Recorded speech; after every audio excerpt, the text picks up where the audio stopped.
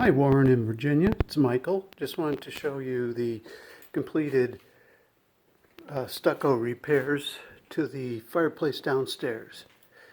There it is, all back together. Still need some work on the inside, like this area right in here, where when the chimney interior is repointed, those bricks should be replaced. The other bricks look pretty good and will tighten up nicely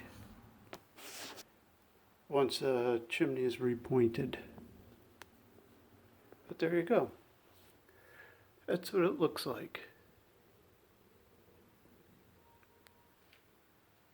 So all it needs now is a little paint.